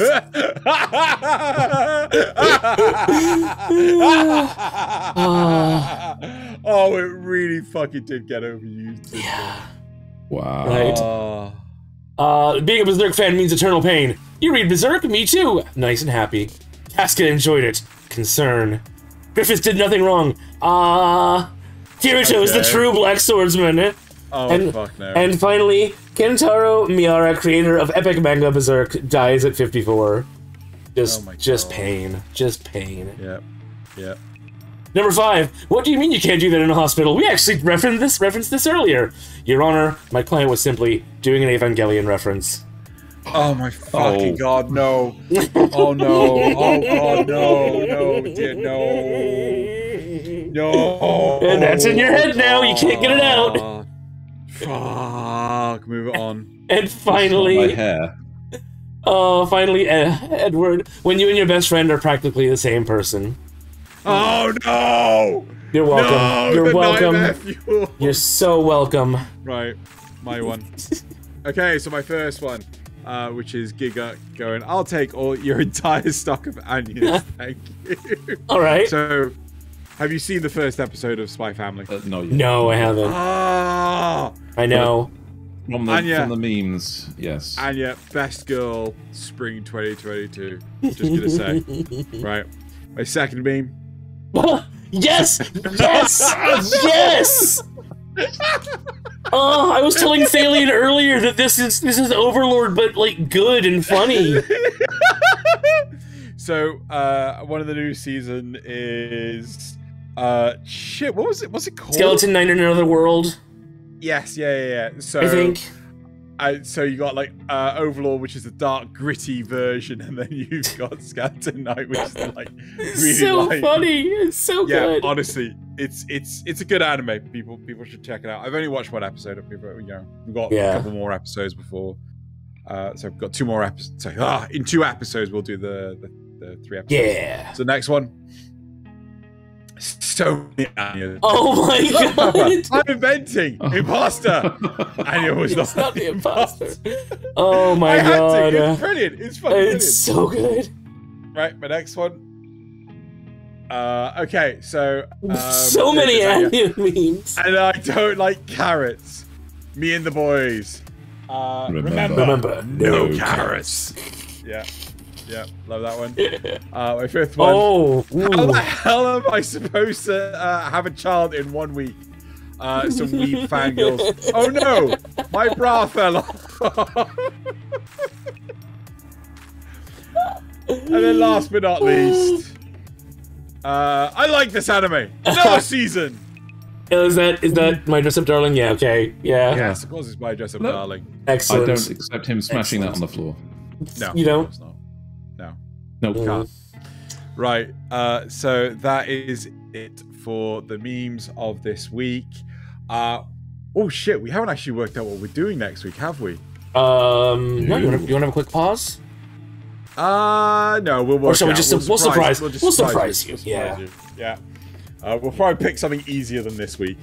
And right, so that is it for this week's episode. Thank you very much, everyone, for listening to us be nerds, ramble on, us be weebs. It's been an absolute pleasure, everybody, to have you all here watching and listening to us. Right, and as we sign out every week, it's time to Kanpai! Kanpai!